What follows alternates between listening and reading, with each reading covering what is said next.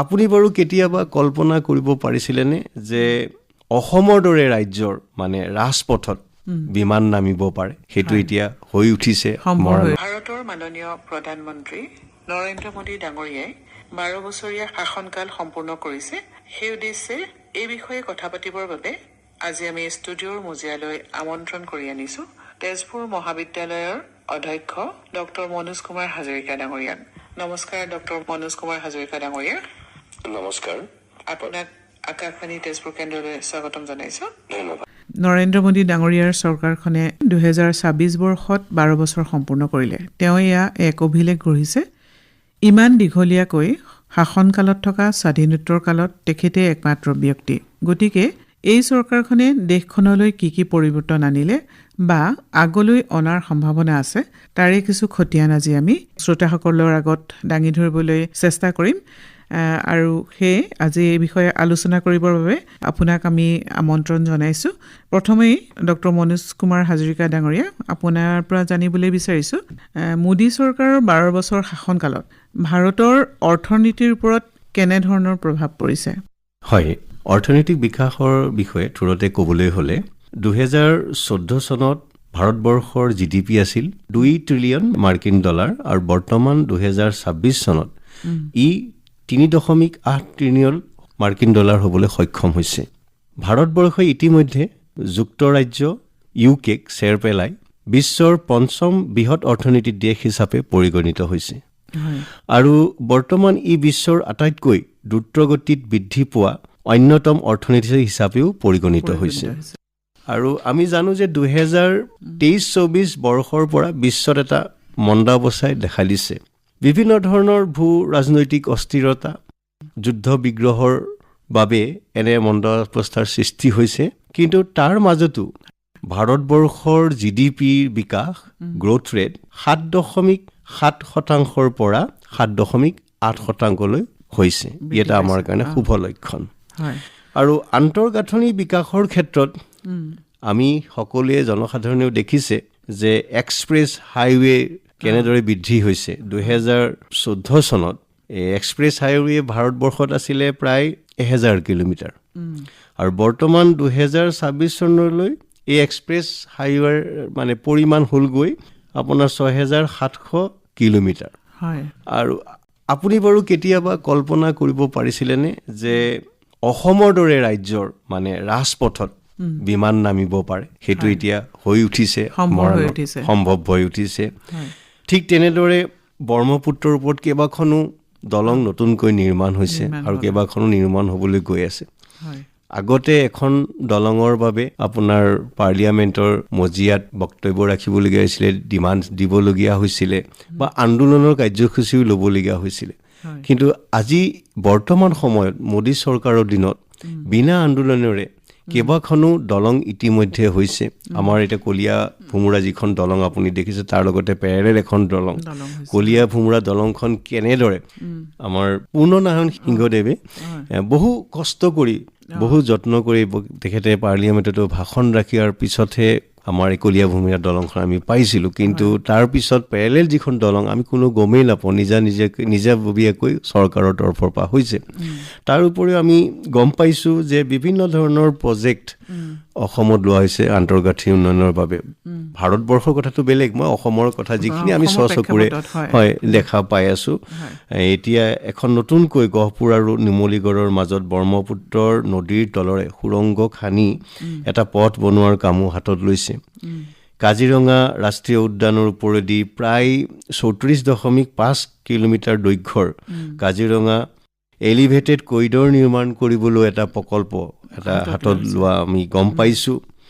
আচলতে দেশৰ এই ৰাস্তা ঘাটৰ উন্নয়ন হোৱাৰ লগে লগে যাতায়াতৰ সুবিধাৰ লগতে লজিষ্টিক যিটো বয়, সেই লজিষ্টিক বয়টো হ্ৰাস পায় আৰু তাৰ পৰা ব্যৱসায় বাণিজ্য কৰাত সুবিধা হয়। আৰু বৰ্তমান দেশৰ কাৰ্যক্ষম বন্দৰ প্ৰায় 160টালৈ বৃদ্ধি পাইছে, যিটো আগতে 2014 চনত 78টামান আছিলে। আৰু আপোনালোকক জনাবলৈ পাই সুখী হ'ম যে আজি কেইদিনমান আগতে যিটো গুৱাহাটীত এটা আন্তঃৰাষ্ট্ৰীয় বিমান বন্দৰ নিৰ্মাণ কৰিছিলে অসম চৰকাৰে, কাৰণ এটা ডাবল ইঞ্জিন গভৰ্ণমেণ্ট যিহেতু অসম চৰকাৰেই কৰিছিল বাৰু সেইটো, সেইটো এতিয়া বিশ্বৰ ভিতৰতে অত্যাধুনিক আৰু সুন্দৰ মানে বিমানবন্দৰ হিচাপে স্বীকৃতি লাভ কৰিবলৈ সক্ষম হৈছে। ঠিক তেনেদৰে আপোনাৰ মেট্ৰ' সেৱা উপলব্ধ ভাৰতবৰ্ষৰ আগতে 5খন চহৰত আছিলে, এতিয়া বৰ্তমান 20খন চহৰলৈ এই উন্নীতকৰণ কৰা হৈছে। লগতে ডিজিটেল অৰ্থনীতি আৰু বিত্তীয় অন্তৰ্ভুক্তিকৰণৰে দেশত এটা বৈপ্লৱিক পৰিৱৰ্তন কৰা হৈছে, যিটো আমি সচৰাচৰ ব্যৱহাৰ কৰি থাকোঁ, UPI পে'মেণ্ট ছিষ্টেমটোৱে এটা বেলেগ ধৰণৰ জাগৰণৰ সৃষ্টি কৰিছে, স্বচ্ছতাও আনিছে। এতিয়া ক'বলৈ মানে হাঁহি উঠা কথা, আজিকালি যিসকল ভিখাৰী আছে তেওঁলোকেও UPI ব্যৱহাৰ কৰা হৈছে। এনেকুৱা এটা পৰ্যায়লৈ এতিয়া আমাৰ ভাৰতবৰ্ষ গতি কৰিছে। আৰু ডিজিটেল ইণ্ডিয়াৰ যি অভিযান তাৰ অধীনত মানে ইউনিফাইড পে'মেণ্ট যিটো ইনফ'চিছ মানে UPI বুলি আমি কওঁ, তাৰ জৰিয়তে ভাৰতে এতিয়া বিশ্বৰ ভিতৰতে সৰ্বাধিক ডিজিটেল লেনদেন কৰা দেশ হিচাপে পৰিগণিত হৈছে। প্ৰায় বৰ্তমান 100 কোটিৰো অধিক ইণ্টাৰনেট ব্যৱহাৰকাৰী আমাৰ ভাৰতবৰ্ষত আছে। আৰু তাৰ উপৰিও জনধন যোজনা যিটো আছে, আমাৰ PM জনধন যোজনা বুলি কয়, প্ৰধানমন্ত্ৰী যোজনা, তাৰ অধীনত প্ৰায় 58 কোটি নতুন বেংক একাউণ্ট খোলা হৈছে জিৰ' বেলেঞ্চত। প্ৰথমতে সকলোৱে আচৰিত হৈছিলে যে এই জিৰ' বেলেঞ্চৰ একাউণ্টবিলাক গভৰ্ণমেণ্টে কিয় খুলিব ওলাইছে, আৰু বহুতে সমালোচনা কৰে যে মোদী চৰকাৰ অলপ মানে কি তেওঁ কমাৰ্চিয়েল কিছুমান চিন্তা কৰে, হয়তো মানে ব্যক্তিগত খণ্ডৰ কথা চিন্তা কৰি হয়তো এনেদৰে জিৰ' বেলেঞ্চৰ একাউণ্টবিলাক খোলা এনেকুৱা এটা কথা মাজতে ওলাইছিলে। কিন্তু দেখা গ'ল সেই জিৰ' বেলেঞ্চ একাউণ্টৰ পৰা আমাৰ জনসাধাৰণ কিমান উপকৃত হৈছে। ইয়াতে কোনো ধৰণৰ এতিয়া মধ্যস্থকাৰী নাথাকে, যিটো আমি আগতে দালাল শ্ৰেণী বুলি কওঁ, সেই দালাল শ্ৰেণীটো প্ৰায় লুপ্ত হৈছে। কাৰণ যিকোনো এটা চৰকাৰী সুবিধা এতিয়া ডাইৰেক্ট মানে তেওঁলোকৰ একাউণ্টত ডাইৰেক্ট বেংক মানে ট্ৰান্সফাৰ কৰিব পৰা হৈছে। সেইটোৰ কাৰণে মানে এটা ডাঙৰ সুফল পোৱা গৈছে ডিজিটেলাইজেশ্যন কৰি পেলাই। লগতে বৃহৎ কৰ সংস্কাৰৰ পদক্ষেপ লৈছে। হয়, GST 2017 চনত দেশত GST যাক কোৱা হয় গুডছ এণ্ড ছাৰ্ভিচ টেক্স, সেইটো দেশতে বলবৎ কৰিছিলে। একে ধৰণৰ হয়, এক দেশ এক কৰ, ওৱান নেশ্যন ওৱান টেক্স এটা পলিচিৰ ওপৰত ভিত্তি কৰিয়ে এই GSTটো সমগ্ৰ দেশতে বলবৎ কৰিছিলে। আৰু এজন বাণিজ্য বিভাগৰ ছাত্ৰ হিচাপে, আৰু মই অধ্যাপনাও কৰিছিলোঁ দৰং মহাবিদ্যালয়ত, তেতিয়া মই প্ৰায় ছাত্ৰ ছাত্ৰীক পৰোক্ষ কৰ পঢ়াইছিলোঁ, ইনডাইৰেক্ট টেক্স। আৰু তাত যিবিলাক আমি দুৰ্বলতা দেখিছিলোঁ, লুফলছ দেখিছিলোঁ, তাৰ পৰা পৰিত্ৰাণ পাবলৈ একমাত্ৰ মানে ব্যৱস্থা আছিলে GST, আৰু সেইটো ভাৰত চৰকাৰে কৰিবলৈ 2017 চনত সক্ষম হৈছে। আৰু এতিয়া ইয়াৰ পৰা GST সংগ্ৰহ এটা অভিলেখ সৃষ্টি কৰিছে। GST কালেকশ্যনে প্ৰায় 2.42 লাখ কোটি টকা GST অধীনত এটা বছৰত চৰকাৰে লাভ কৰিবলৈ সক্ষম হৈছে, যিটো আগতে কেতিয়াও সম্ভৱ নাছিল। ৰাজহ সংগ্ৰহ হৈছে। ই মানে এটা যিটো টেক্স চিষ্টেম যিটো আছে, পৰোক্ষ কৰ যাক কোৱা ইনডাইৰেক্ট টেক্স চিষ্টেমত এটা ৰিভলিউচনৰ সৃষ্টি কৰিছে মানে GSTটোৱে। হয়, দেশৰ উন্নতিৰ কাৰণে ই এটা বহুত ডাঙৰ হয়, কাৰণ চৰকাৰখন চলিবলৈতো টেক্সৰ ওপৰত চলে। আৰু আগতে সেই গোটেই টেক্সটো বেছিকৈ মানে বহন কৰিবলগীয়া হৈছিলে যে ডাইৰেক্ট টেক্স, ইনকাম টেক্সৰ ওপৰত। এতিয়া লাহে লাহে ইনকাম টেক্সৰ দেখিছে চিম্প্লিফিকেশ্যন কৰা হৈছে বহুত, কাৰণ এইটো কৰিবলৈ সক্ষম হৈছে, কাৰণ এতিয়া ইনডাইৰেক্ট টেক্সৰ পৰা বহু পৰিমাণে চৰকাৰ লাভান্বিত হৈছে। তাৰ লগতে আপোনালোকে এটা কথা দেখিবলৈ পাব যে 2014 চনৰ পাছত ষ্টাৰ্টআপৰ সংখ্যাও বৃদ্ধি পাইছে। প্ৰায় এতিয়া বৰ্তমান 2.3 লাখতকৈ অধিক ষ্টাৰ্টআপ মানে পঞ্জীভূত হৈছে, যিটো আগতে আছিলে 2014 চনত প্ৰায় 350-ৰ পৰা 400 ষ্টাৰ্টআপ। এই যে ষ্টাৰ্টআপসমূহ আৰম্ভ হৈছে, এই ষ্টাৰ্টআপসমূহে এজন ব্যক্তিকটো আত্মনিৰ্ভৰ কৰে, তাৰ লগতে নিয়োগৰ সৃষ্টি কৰাটো যথেষ্ট পৰিমাণে নিবনুৱা সমস্যা দূৰ কৰাত সহায় কৰে। হয়, নিবনুৱা সমস্যা বহু পৰিমাণে সহায় কৰে। আৰু আত্মনিৰ্ভৰশীল বা ৰপ্তানি বৃদ্ধিৰ ক্ষেত্ৰতো বৰ্তমান মোদী চৰকাৰে কিছুমান নতুন পদক্ষেপ লৈছে, যে মেক ইন ইণ্ডিয়া, PLI আঁচনিৰ জৰিয়তে ঘৰুৱা উৎপাদন বৃদ্ধি কৰিবলৈ চেষ্টা কৰা হৈছে।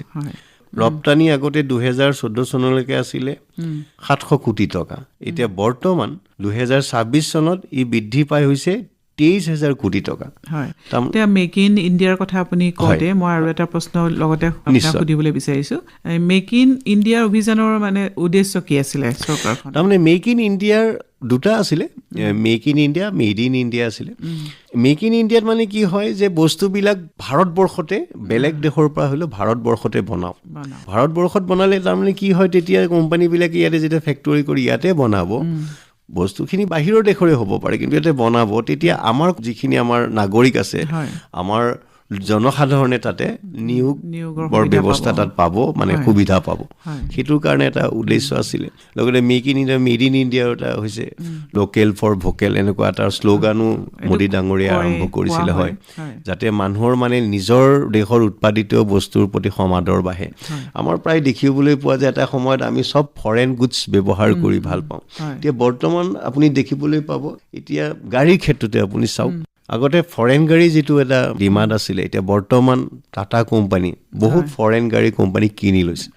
লৈ পেলাই এতিয়া আমাৰ এজন ভাৰতীয় এখন ভাৰতৰ যে টাটা বা মহিন্দ্ৰৰ গাড়ী কিনি যিটো মানে এটা মনত মানে প্ৰশস্তি লাভ কৰে, সেইটো এটা সময়ত নাছিলে।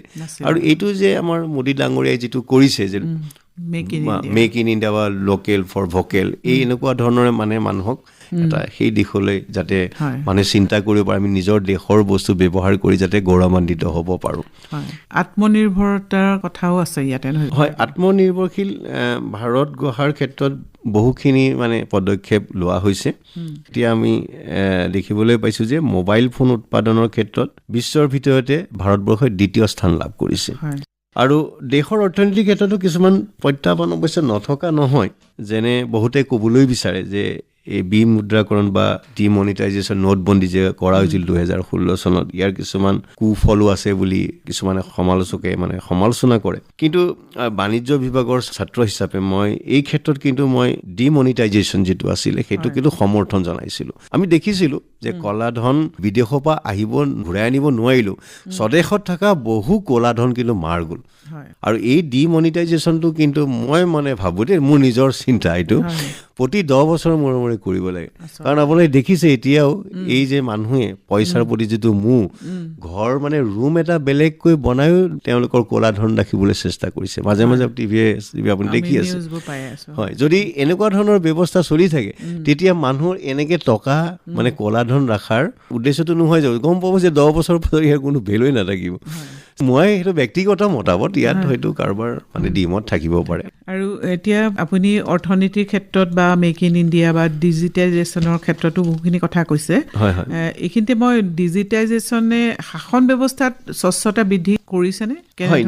নিশ্চয় কৰিছে। এতিয়া ই গভৰ্নেন্স যিটো সেৱা চৰকাৰে আগবঢ়াইছে, যে অনলাইন যোগে প্ৰমাণ পত্ৰ, অনুজ্ঞাপত্ৰ বা পঞ্জীয়ন কৰিব পৰা এটা ব্যৱস্থা হৈছে, য'ত মধ্যভোগী বা দালাল শ্ৰেণী নাথাকে, সেইটো লুপ্ত কৰাত বহু পৰিমাণে চৰকাৰ সক্ষম হৈছে। আৰু পোনপটীয়াভাৱে জনসাধাৰণৰ ওচৰলৈ কিছুমান মানে সুবিধা চৰকাৰে প্ৰেৰণ কৰিব পৰা হৈছে। যেনে আপোনাক ইতিমধ্যে কৈছোঁ যে অৰুণোদয় বা প্ৰধানমন্ত্ৰী কৃষক সন্মান নিধি যিবিলাক আঁচনি আছে, সেই আঁচনিসমূহৰ যিসমূহ ধনৰাশি আছে, হিতাধিকাৰীৰ বেংকত পোনপটীয়াকৈ জমা দিব পৰা হৈছে এই ডিজিটেলাইজেশ্যন কৰাৰ বাবে। আৰু ইয়াৰ ফলত দৰিদ্ৰ শ্ৰেণীৰ পৰিয়ালসমূহ যথেষ্ট উপকৃত হৈছে। আৰু তথ্য জনাৰ ক্ষেত্ৰতো এতিয়া আপোনালোকে দেখিব, হয়, চৰকাৰী বহুতো মানে আজিকালি ৱেবছাইট আছে, তাত আপুনি ইনফৰমেশ্যনবিলাক পাব, তথ্য আপুনি জনসাধাৰণে, যিকোনো জনসাধাৰণে তেওঁলোকে সেই তথ্যবিলাক তাৰ পৰা ল'ব পাৰিব। তাৰ লগতে ই টেণ্ডাৰিঙৰ ব্যৱস্থা কৰিছে ঠিকা ঠিকুলিৰ ক্ষেত্ৰত। ই টেণ্ডাৰিং হ'লে এইটো অ'পেন হয়, যেতিয়া আগতে সেইটোৰ ক্ষেত্ৰত বহু মানে দুৰ্নীতি হোৱা দেখিবলৈ পোৱা গৈছিল। তেনেকৈ আৰু এটা ব্যৱস্থা কৰিছে ডিজিটেল ট্ৰেক ব্যৱস্থা। আপোনাৰ কিবা এটা ফাইলৰ কাম চৰকাৰী বিভাগত ক'ত আছে, কোনখিনিত আছে, ডিজিটেলাইজেশ্যনৰ জৰিয়তে গম পাব যে অমুকৰ টেবুলত সেই ফাইলটো আছে। এতিয়া বৰ্তমান মই তেজপুৰ মহাবিদ্যালয়ৰ অধ্যক্ষ হিচাপে মানে কৰ্মৰত হৈ আছোঁ। এতিয়া আমাৰ ডিজিটেলাইজেশ্যন হোৱাৰ বাবে আগতে আমি প্ৰায় প্ৰতিটো কামৰ কাৰণে DAC অফিচলৈ গৈ থাকিবলগীয়া হৈছিল কিবা এখন কাগজ দিবলৈ গ'লে DAC অফিচলৈ যাব লাগে ফাইল এটা আমি দিব লাগে প্ৰমোচনৰ DAC অফিচলৈ যাব লাগে বৰ্তমান আমাক নালাগে এতিয়া চৰকাৰে এটা ডিজিটেলাইজেশ্যন কৰিছে সমৰ্থ পৰ্টেল এটা দিছে সেই সমৰ্থ পৰ্টেলতে আমি গোটেইখিনি কৰিব পাৰোঁ আৰু বৰ্তমান এতিয়া আমাৰ এডমিশ্যন চলি আছে সেইটো সমৰ্থ পৰ্টেলত হৈ আছে গোটেই অসমতে একদম একে সময়তে একেলগে হৈছে এইবিলাক সম্ভৱ কিয় হৈছে ডিজিটেলাইজেশ্যন কৰাৰ কাৰণে হৈছে গোটেই শাসন ব্যৱস্থাত এটা আমূল পৰিৱৰ্তন আনিছে নিশ্চয় কাৰণ গোটেই মানে ডিজিটেলাইজেশ্যন বস্তুতে যেতিয়া স্বচ্ছতা এটা আনি দিব পাৰিছে ক'ৰবাত কেৰুণা থাকিবই সেইটোতো আৰু ইমান মানে সহজে নহ'ব দুই এটা জেগাত হয়তো থাকিব পাৰে তাত যিটো যেনেদৰে ভবা হৈছিল ঠিক তেনেদৰে তাৰ ফলটো পোৱা হোৱা নাই কিন্তু বিভিন্ন ক্ষেত্ৰত শিক্ষাৰ ক্ষেত্ৰতেই হওক বা চাকৰি ক্ষেত্ৰতেই হওক বা বিভিন্ন ধৰণৰ চৰকাৰী কাম কাজৰ ক্ষেত্ৰত হওক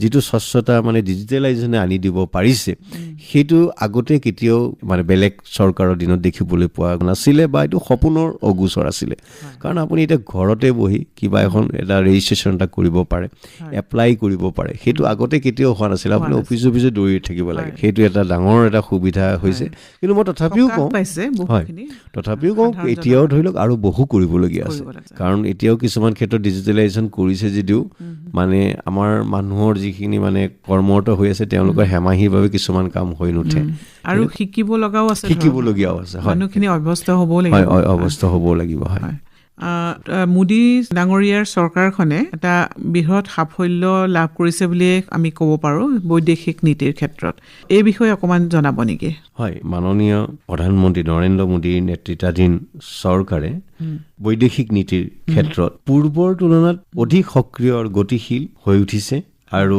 ৰাষ্ট্ৰক প্ৰথম মানে অগ্ৰাধিকাৰ দিয়াৰ কিছুমান নীতি তেওঁ বলবৎ কৰিছে আগতে আছিলে যি আদৰ্শগত স্থিতি বৈদেশিক নীতিৰ ক্ষেত্ৰত সেইটো বৰ্তমান পৰিৱৰ্তন ঘটাই পেলাই ব্যৱহাৰিক আৰু ফলপ্ৰসূ প্ৰেগমেটিক এণ্ড ৰিজাল্ট অৰিয়েণ্টেড কৰা দেখিবলৈ পোৱা গৈছে আৰু মোদী চৰকাৰে বিদেশী নীতিত কেইটামান উল্লেখযোগ্য গুৰুত্বপূৰ্ণ দিশ মই এই সুযোগতে উল্লেখ কৰিব বিচাৰিছোঁ তাৰে ভিতৰত মই প্ৰথমেই উল্লেখ কৰিব বিচাৰিছোঁ চুবুৰীয়া প্ৰথম নীতি নেইবাৰহুড ফাৰ্ষ্ট পলিচি চুবুৰীয়াসকলক মানে প্ৰাধান্য দিয়া হৈছে ভাৰতে ইয়াৰ ভৌগোলিক চুবুৰীয়া ৰাষ্ট্ৰ যেনে বাংলাদেশ শ্ৰীলংকা মালদ্বীপ নেপাল ভূটান আদি দেশৰ সৈতে মানে সম্পৰ্ক সুদৃঢ় কৰাত বেছি গুৰুত্ব প্ৰদান কৰিছে আৰু ইয়াৰ মূল উদ্দেশ্য হৈছে যে আঞ্চলিক সুস্থিৰতা বাণিজ্য আৰু যোগাযোগৰ যিটো কানেক্টিভিটি সেইটো যাতে সুষম হৈ থাকে লগতে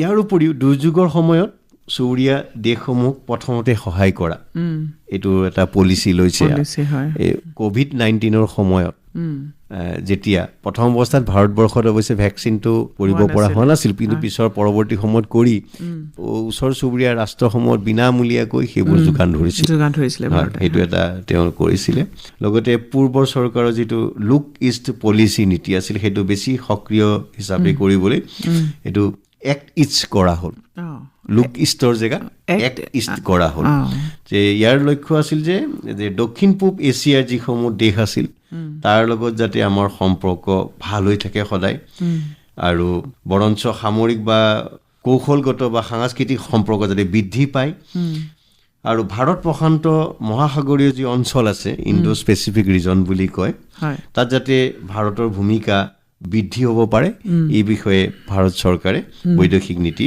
মানে বলবৎ কৰিছে আৰু আমাৰ বাবে এটা সুখৰ কথা যে মোদী ডাঙৰীয়াই উত্তৰ পূৰ্বাঞ্চলক অষ্টলক্ষ্মী হিচাপে চিহ্নিত কৰিছে কৰি উত্তৰ পূৰ্বাঞ্চলৰ বাবে বৈদেশিক যি বাণিজ্যৰ পথ সেইটো মুকলি কৰি দিছে আৰু একে সময়তে ভাৰতবৰ্ষই আমেৰিকা জাপান আৰু অষ্ট্ৰেলিয়াৰ সৈতে কোৱাডছ মিত্ৰতাত অংশ লৈছে লগতে ৰাছিয়া আৰু চীনৰ অন্তৰ্ভুক্ত থকা ব্ৰিক্স আৰু এছিয় মঞ্চতো ভাৰতবৰ্ষই গুৰুত্বপূৰ্ণ ভূমিকা পালন কৰা দেখিবলৈ পোৱা গৈছে তাৰমানে গোটেইবিলাক ৰাষ্ট্ৰৰ লগত যাতে এটা সুসম্পৰ্ক থাকে সেইটো বজাই ৰাখিবলৈ চেষ্টা কৰিছে ভাৰতবৰ্ষই আৰু ইতিমধ্যে আপোনালোকে দেখিছে এতিয়া যুদ্ধকালীন অৱস্থা চলি আছে ইজৰাইল আমেৰিকা ইৰাণৰ মাজত যুদ্ধ ভাৰতবৰ্ষৰ কিন্তু গোটেইকেইখন দেশৰ লগতে সুসম্পৰ্ক, নিৰপেক্ষতা এটা অৱলম্বন কৰি আছে, এটা মানে দূৰত্ব মানে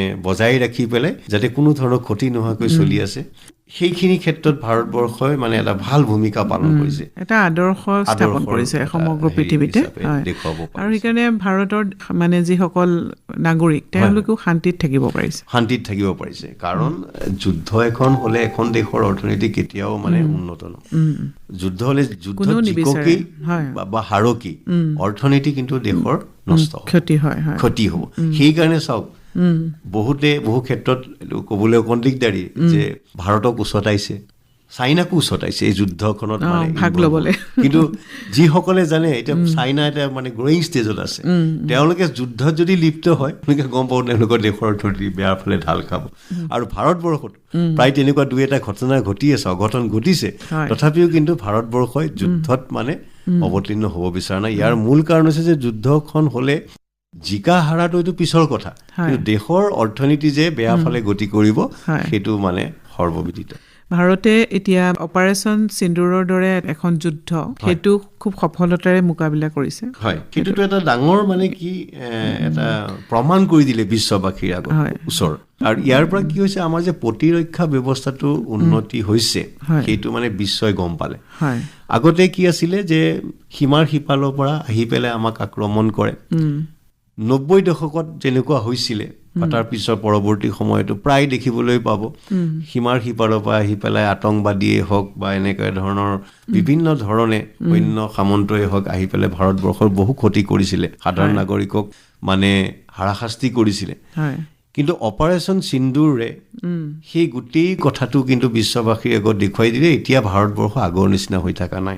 এতিয়া ভাৰতবৰ্ষই শত্ৰুৰ ঘৰৰ ভিতৰলৈ গৈ মাৰিব যদি কিবা কাৰণে ভাৰতক আঘাত কৰে, সেইটো ডাঙৰ। আৰু তাৰ পৰা কি হৈছে, আমাৰ প্ৰতিৰক্ষা যিটো মানে ব্যৱস্থা ভাৰতে ইমানখিনি সাফল্য লাভ কৰিব বুলি আমাৰ যিসমূহ উন্নত দেশ আছিলে, আমেৰিকাই হওক চাইনাই হওক, ভাবা নাছিলে।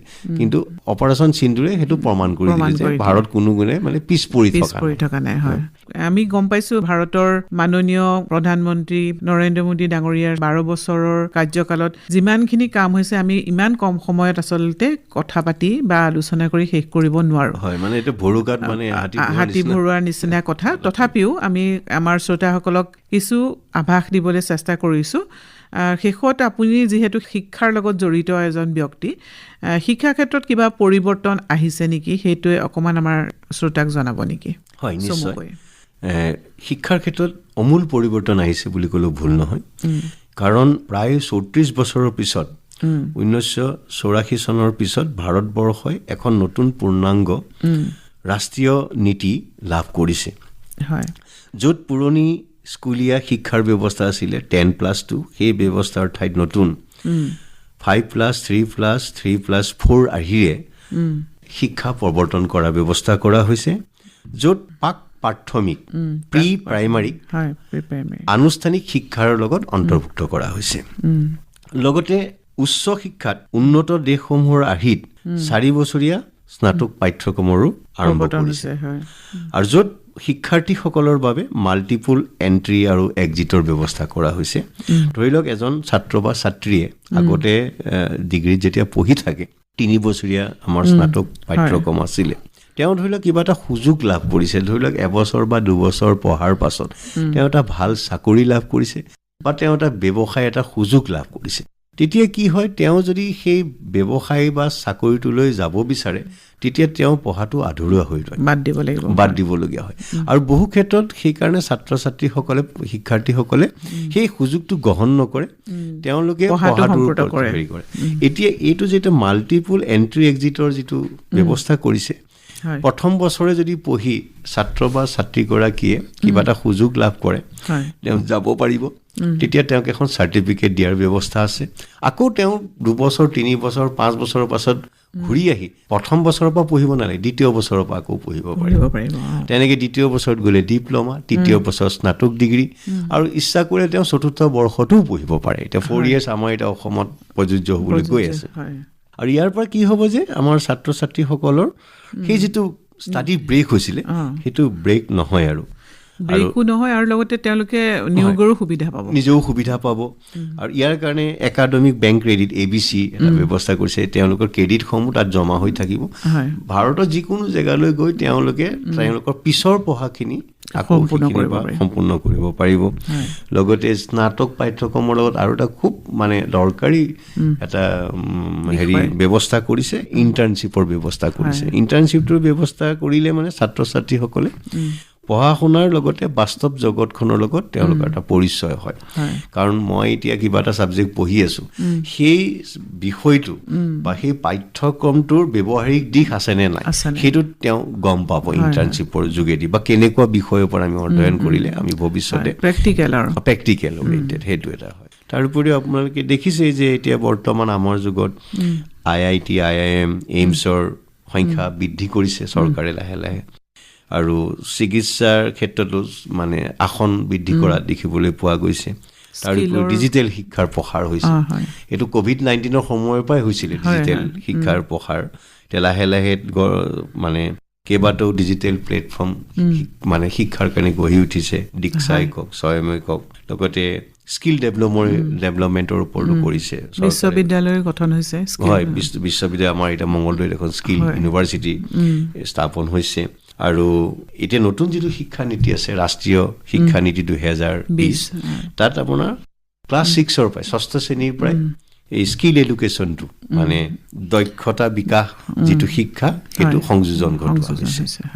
হয়, গতিকে আমি গম পাইছোঁ এই আলোচনাৰ পৰা আমাৰ মাননীয় প্ৰধানমন্ত্ৰী নৰেন্দ্ৰ মোদী ডাঙৰীয়াৰ এই 12 বছৰীয়া শাসনকালত ভাৰতবৰ্ষত আমূল পৰিৱৰ্তন ঘটিছে সকলো ক্ষেত্ৰতে। আৰু অনাগত দিনতো আমি আৰু বহু পৰিৱৰ্তন দেখিবলৈ পাম বুলি আমি আশা কৰিছোঁ। আৰু এই অনুষ্ঠানটিৰ আমাৰ ইতিমধ্যে সময়ো শেষ হৈ আহিল। আপুনি আজি ইমানখিনি সময় আমাক দিলে, তাৰ বাবে আপোনালৈ পুনৰ ধন্যবাদ জনাই এই অনুষ্ঠানটি ইমানতে সামৰিছোঁ। আজি এইটো সুন্দৰ এটা বিষয়ৰ ওপৰত আলোচনা কৰিবলৈ আকাশবাণী তেজপুৰে মোক আমন্ত্ৰণ জনোৱাৰ বাবে আকাশবাণী তেজপুৰৰ সকলো কৰ্মকৰ্তাক মোৰ পিনৰ পৰা ধন্যবাদ আৰু কৃতজ্ঞতা জ্ঞাপন কৰিছোঁ। ধন্যবাদ। হয়, শ্ৰোতে ইমান পৰে ভাৰতৰ মাননীয় প্ৰধানমন্ত্ৰী নৰেন্দ্ৰ মোদী ডাঙৰীয়াৰ 12 বছৰীয়া শাসনকালৰ সাফল্য আৰু পদক্ষেপৰ বিষয়ে কিছু কথা শুনিলে। এই অনুষ্ঠানটিত আমাৰ সৈতে আছিল তেজপুৰ মহাবিদ্যালয়ৰ অধ্যক্ষ ডক্টৰ মনোজ কুমাৰ হাজৰিকা। অনুষ্ঠানটি আঁত সম্পাদনা কৰিলে মল্লিকা দত্তই, প্ৰযোজনা গৌতম নাথৰ। শ্ৰোতাসকলে বিশেষ অনুষ্ঠানটি শুনিলে। এয়া আকাশবাণী তেজপুৰ।